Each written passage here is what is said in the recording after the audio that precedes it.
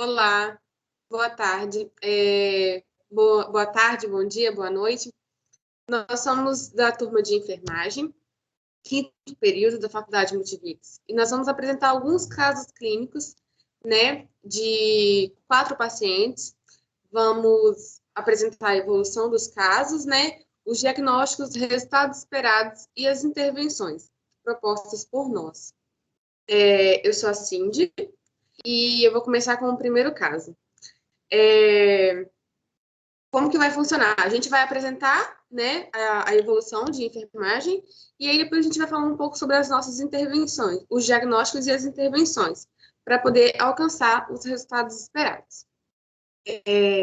Paciente TCA, sexo feminino, 45 anos, natural de São Mateus, brasileira, solteira, balconista, mas atualmente encontra-se desempregada. Mora sozinha em casa própria, de alvenaria, com 5 cômodos, luz elétrica, água encanada, não possui antecedentes familiares de doenças hereditárias, é tabagista e etilista. Relata não se alimentar regularmente em horários indefinidos e não possui alimentação saudável. Declara ser ansiosa, se automedicar e consumir chás em episódios de dor, pois não gosta de hospitais. O último Papa Nicolau foi há 1 ano e 4 meses. Sua última menstruação foi há 2 meses e 3 dias. E o início do climatério começou os sintomas há 6 meses. E atividade sexual esporádica. Foi admitida no pronto-socorro, desacompanhada com queixa de dor abdominal intensa, 9 na escala de dor intensa. Dificuldades e dor ao evacuar, relata o início dos sintomas há 3 dias e que episódios ocorrem frequentemente devido à ausência de eliminação intestinal. Ao exame físico, lúcida, orientada, verbalizando, deambula com dificuldade devido à dor, autocuidado independente, dificuldade para dormir devido à dor, pele livre de lesão, normocorada e turgor preservado, crânio sem alterações, pupilas isocóricas, fotorreagentes, esclera sem alterações, nariz simétrico sem alterações, boca hipocorada, lábios com presença de rachaduras, mucosa ressecada, presença de halitose, dentição normal, cavidade orofaríngea sem alterações. Tórax plano, expansibilidade simétrica, murmúrios vesiculares bilateral, pulso regular, normocárdico, perfusão inferior a 3, sem presença de edemas ou cianose de extremidades, abdômen globoso, som maciço, ruídos hidroaéreos presentes, eliminação vesical espontânea, sem queixas urinárias, eliminação intestinal ausente, apresentando constipação. Membros superiores e inferiores livres de edemas, com boa mobilidade e tônus muscular reservados. Sinais vitais: frequência cardíaca 83 BPM, frequência respiratória 21, temperatura axilar 35 graus e pressão arterial 120 por 80 milímetros de mercúrio. Então, é uma paciente que apresenta constipação, né? 3 dias aí sem evacuar, relata que acontece com frequência, né? Então, o que a gente pode observar? Provavelmente tem muita coisa relacionada à alimentação, emocional, porque o sistema digestório está interligado, né, com o emocional. Então, a gente pontuamos alguns diagnósticos aqui. O primeiro seria a constipação, né, que é a eliminação incompleta das fezes relacionada aos hábitos alimentares inadequados, evidenciados por ruídos intestinais hiperativos. O segundo é a nutrição desequilibrada, né? Ela relata que não se alimenta regularmente, não tem uma alimentação balanceada, não segue nenhuma dieta, então pode prejudicar, né, o funcionamento intestinal dessa paciente. A nutrição desequilibrada ela está relacionada à ingestão alimentar insuficiente, que é evidenciada por dor abdominal, motilidade gastrointestinal, disfuncional, ineficaz, relacionada à ansiedade, evidenciada por dificuldades ao evacuar. Comportamento de saúde propenso a risco, né, relacionado ao apoio social insuficiente, porque ela relata que mora sozinha, é uma pessoa desempregada, então provavelmente esse apoio social não está muito legal, né? Também o comportamento de saúde propenso a risco devido ao tabagismo, né, e o etilismo, que não faz bem para a saúde. E aqui o quinto diagnóstico seria volumes de líquidos deficientes, desidratação relacionada à ingestão de líquidos insuficientes evidenciadas por membranas mucosas ressecadas. Um dos pontos principais aí, né, que só de olhar para pacientes a gente já pode observar, são os lábios secos. Então, quer dizer que essa paciente ela não tem uma boa ingestão de líquidos e de água, né, no caso. Então, o intestino não está funcionando, os lábios estão ressecados, precisa tomar mais água. E aí temos alguns, através desses diagnósticos, né, dessa paciente, a gente também fizemos alguns resultados esperados. O que a gente espera com o tratamento dessa paciente, né? De imediato, eliminação intestinal, né? Através da medicação prescrita pelo médico, né? Nós iremos aplicar essa medicação. E o resultado esperado é que essa eliminação ocorra o mais rápido possível, para poder estar aliviando o abdômen da paciente e ela, né, se sentir melhor. Hidratação continuada, né, através de soro e da própria água, né, durante esse período de internação, sendo orientado também, né, o consumo após esse período de tratamento, controlar os sintomas através de acompanhamento de dor, né, acompanhamento da alimentação, acompanhamento da ingestão de líquidos durante o período de internação. Outro resultado seria a melhora da função gastrointestinal com orientação pós-alta, porque não vai adiantar a gente também só tratar ali, aplicar medicação para essa paciente evacuar e depois ela ir para casa sem orientação nenhuma e continuar na mesma rotina, né? Então, vai ter esse acompanhamento, esse é um resultado esperado, porém a gente também pretende trabalhar com orientação pós-alta. E o último seria o autocuidado através da higiene oral, né? A paciente, ela fuma, ela bebe, ela não cuida muito bem da sua higiene oral, né? Por estar apresentando a litose. Então, o intestino pode vir a causar a litose, né? A pessoa não evacua e tal, está relacionado e seria, né, uma orientação de autocuidado. As intervenções utilizadas para isso seria incentivar, para todos esses resultados, seria incentivar o aumento da ingestão de líquido para balancear a hidratação, a menos que contraindicado a ingestão hídrica. De repente, se ela precisar passar por algum procedimento, né, mais invasivo, e o médico contraindicar a ingestão de líquidos, né? Mas, durante o tratamento, segundo o nosso diagnóstico, é incentivar a ingestão hídrica. Orientar esse paciente e a família do paciente sobre a importância da dieta com alto teor de fibras, para que ele possa estar indo ao banheiro regularmente. Monitorar os movimentos intestinais, incluindo frequência, consistência, forma, volume, cor e sons intestinais, conforme apropriado.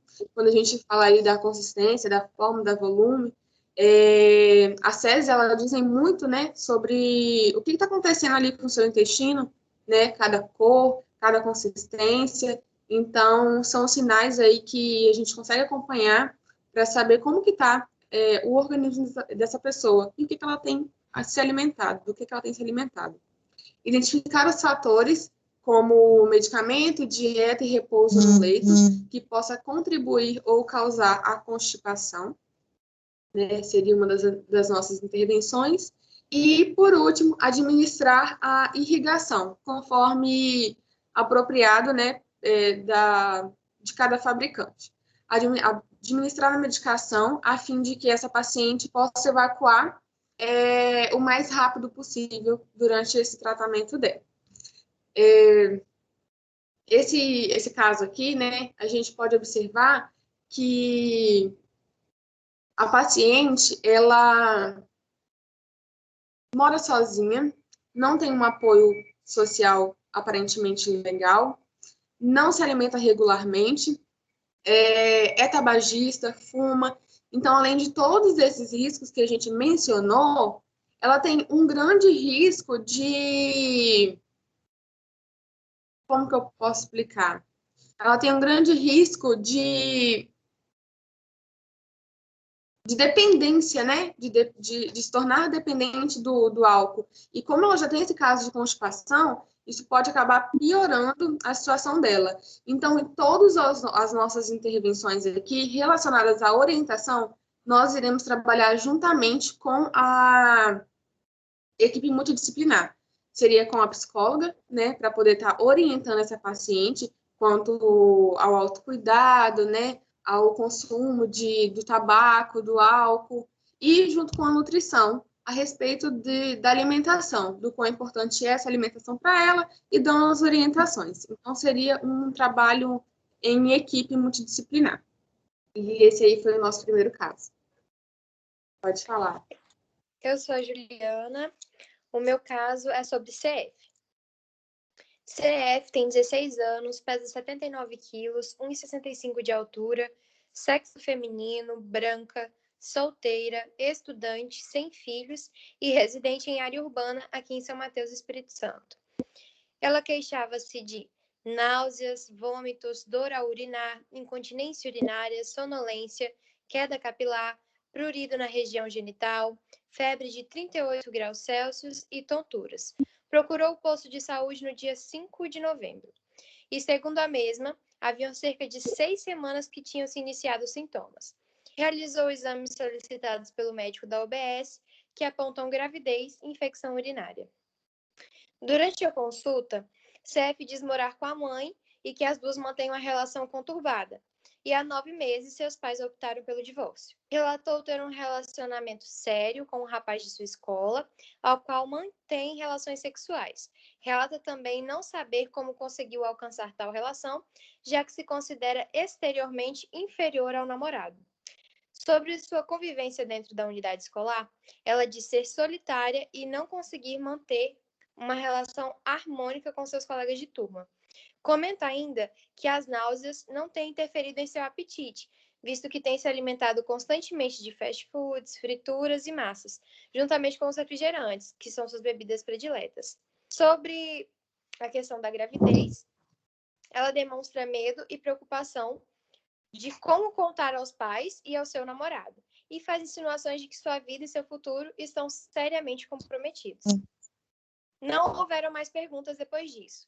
No entanto, durante a observação da paciente, nota-se descuido quanto à aparência física e expressões sérias e atormentadas.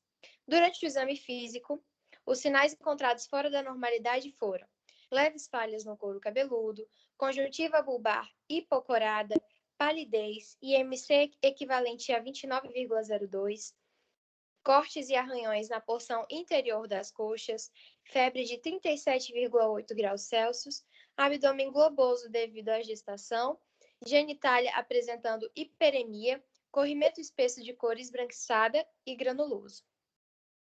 Os diagnósticos pré-definidos já tinham sido a gravidez e a infecção urinária. Os diagnósticos de enfermagem são eliminação urinária prejudicada, disfunção na eliminação da urina relacionada a infecções no trato urinário e evidenciada pela incontinência urinária e dor ao urinar. O segundo diagnóstico é o sobrepeso, condição em que o indivíduo acumula gordura excessiva para a idade e o sexo, relacionada ao consumo de bebidas açucaradas, que é a bebida predileta dela, alta frequência a restaurantes de fast foods e ao consumo de frituras, evidenciada pelo IMC a 29,02.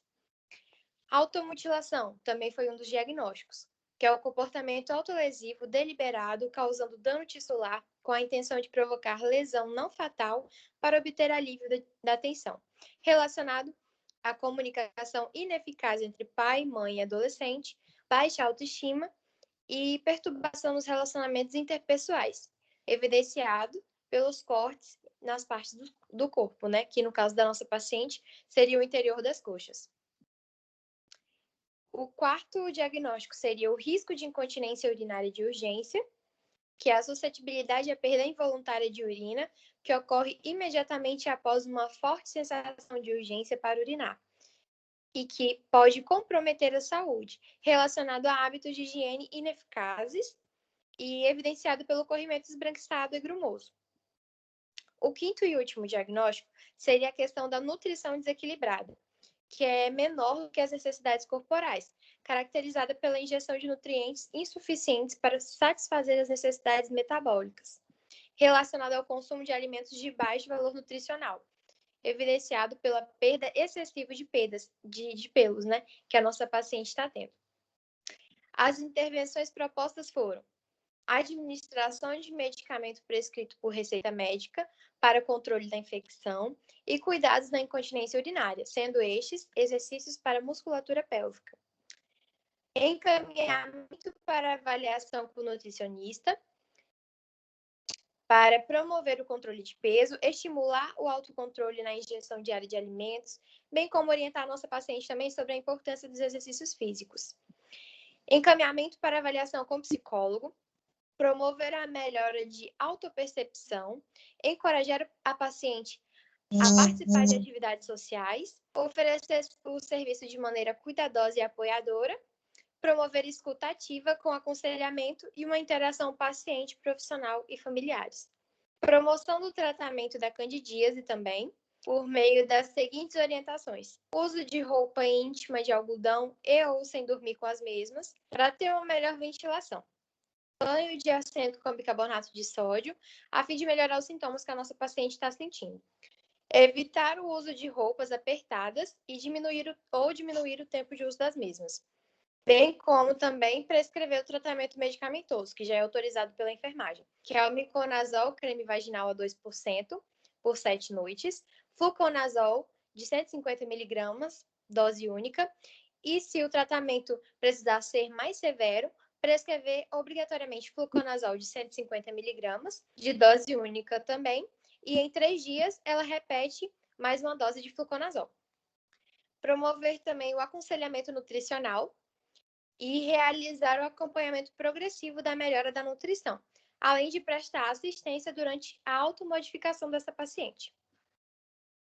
Os resultados esperados para todas essas intervenções são o seguinte: controle da infecção, dos sintomas e promover também continência urinária, controle do peso, regulação do apetite e melhora da qualidade de vida da nossa paciente, contenção da automutilação, promoção da autopercepção e autoestima e melhora na interação social e familiar, que é uma coisa que tem sido bem abalada, já que ela não tem companhia, não tem amigos, a autoestima dela é extremamente baixa, tanto que ela se sente inferior ao namorado e não tem uma boa convivência com a mãe. Ainda mais agora que ela está grávida, né?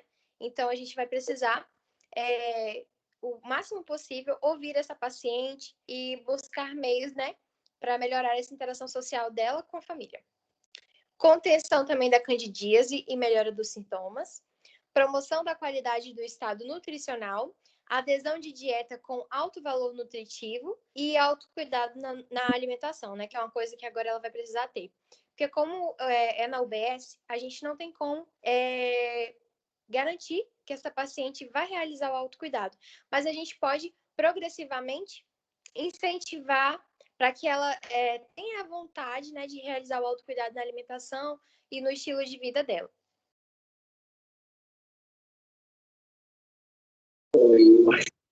Ei, gente, o Wellington, meu paciente GHM, ele tem 27 anos, sexo masculino, né, casado, sem filhos, natural de Mantena e trabalha como vereador na Câmara Municipal da cidade dele. Início de 2021, esse senhor sofreu um acidente, no qual resultou em uma fratura tibial no membro inferior direito. E a partir desse acontecido, começou a apresentar um quadro sintomático de cefaleia pós-traumática e passou a utilizar o ibuprofeno, né, 1.200 mg, 2 cápsulas por dia. E depois disso, ele veio apresentar um quadro de infecção consequente da fratura tibial. Há 3 semanas, voltaram a ocorrer fortes enxaquecas seguidas de hipertermia e o paciente foi submetido à internação, sendo administrado com antibióticos, né, via intravenosa, Ele deu entrada no dia 14 de fevereiro de 2021 e ele se queixou de algia uns 3 dias antes, apresentando um edema no membro inferior direito e reclamou também de dificuldades, né, de deambular. Ele caminhou um curto trajeto a fim de demonstrar dificuldade e logo ele já não conseguiu mais prosseguir. Ao exame físico dele, constou sem alterações neurológicas, estava verbalizando, dentição normal, ele deambula mais com auxílio, né? Devido à fratura tibial também apresentou alterações na marcha, a insônia devido aos distúrbios do sono relacionado ao acidente. Ele apresentou bradicardia e hipertermia persistente, a pele de tom avermelhado, as pupilas isocóricas, músculos vesiculares normais, o pulso um pouco irregular, com presença de edema no membro inferior direito. Os membros superiores com boa mobilidade e tônus muscular preservado. Os dispositivos, acesso intravenoso no membro superior esquerdo e o membro inferior direito se encontrava cianótico e com edema, né? Boa eliminação intestinal, glúteos preservados e sem presença de linfonoma. A sua frequência cardíaca estava em 58, a respiratória em 19, a temperatura axilar 39 e a pressão arterial estava 130 por 90. Aí, de cara, a gente já vê que os diagnósticos aí, né, relacionados à fratura e à incapacidade de deambular, um deles seria o risco de infecção pelo procedimento invasivo. Temos o risco de queda devido à dificuldade de marcha e mobilidade prejudicada, né? Tem a síndrome pós-traumática, que ele relata esse medo e sensação, né, de entorpecimento relacionado ao acidente aí. O risco de lesão por pressão, tem todo esse histórico do trauma e a redução dessa mobilidade. E intolerância à atividade, né? O desequilíbrio e mobilidade de novo, né? A deambulação prejudicada. E com isso, os resultados que a gente tem esperado é o controle de infecção e cicatrização das feridas dele, a resposta, uma boa resposta à medicação, né? A prevenção de quedas, a regulação da temperatura e a mobilidade e o controle muscular, né? E seguido disso, as intervenções seriam em pegar medidas preventivas para reduzir o risco de infecção durante esse atendimento, uma instrução ao paciente também, né, como evitar as infecções aí e orientar também tomando os antibióticos conforme prescrito, né? Usar o nível de risco de lesão como um guia para determinar o encaminhamento apropriado para ele e consultar o médico sobre recomendações, né, para outras avaliações ou terapias, né, tudo aí, né? E administrar o medicamento para essa ansiedade que ele tem aí, que é o que causa falha no sono dele, né? E é isso, no meu caso.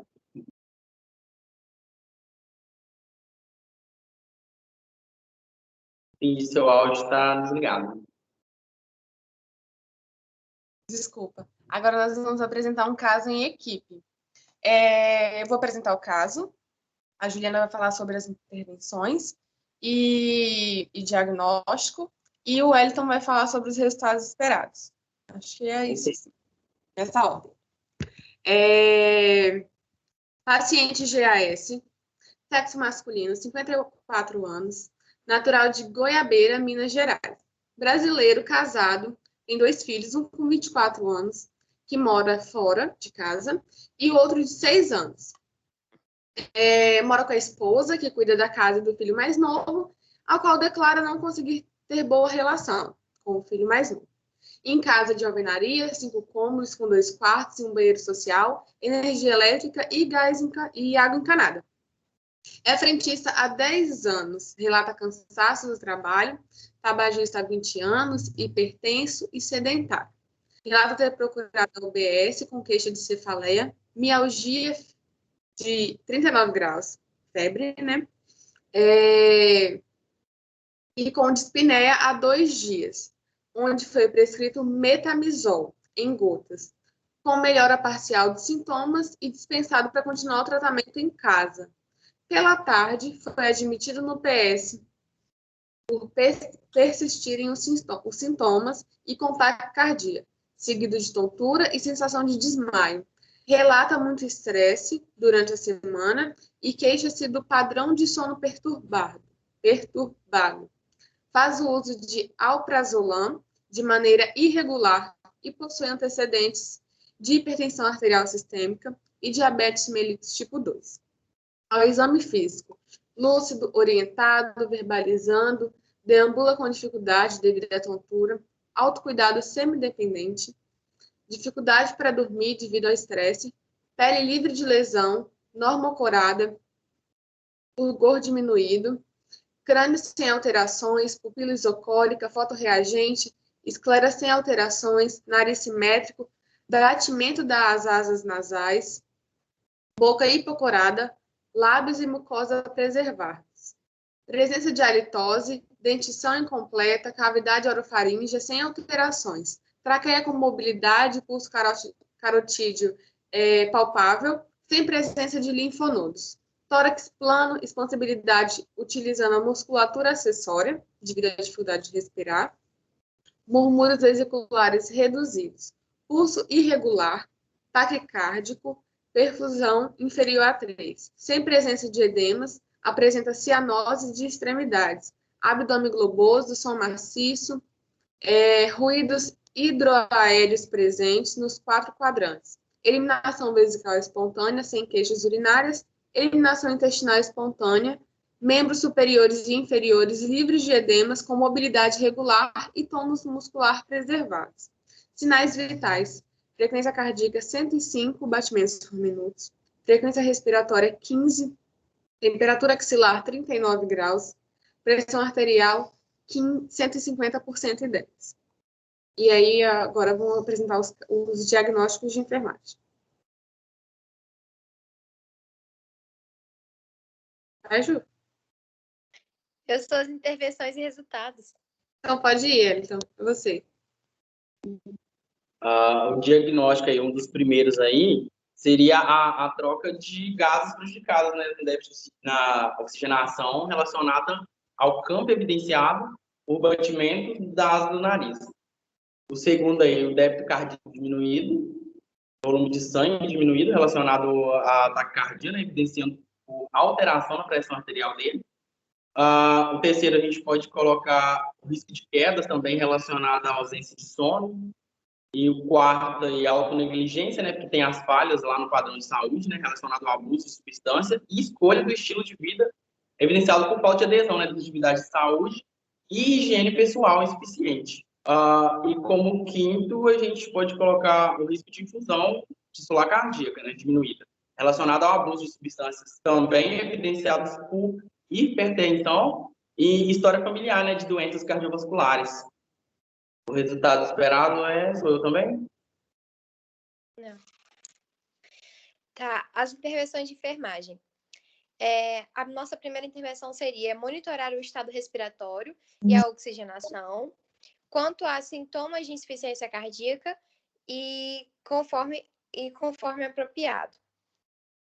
A administração de medicação para reduzir a HAS, identificação de riscos e assistência no autocuidado, assistência e orientação para autocuidado pós-assistência hospitalar, precauções cardíacas através da assistência para parar de fumar com acompanhamento psicológico.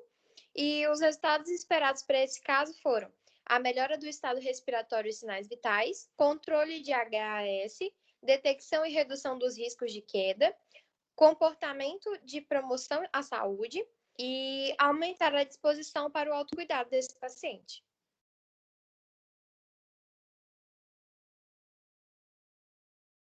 Mais alguma coisa, Ju, para falar? Não, só isso. Wellington, algum comentário? Não, enfim, só se tiver que explicar as siglas mesmo para quem for ver o vídeo, né? Não sou professora. HAS é hipertensão arterial sistêmica. Então é isso. A gente agradece, né? E até a próxima. Tchau. Tchau.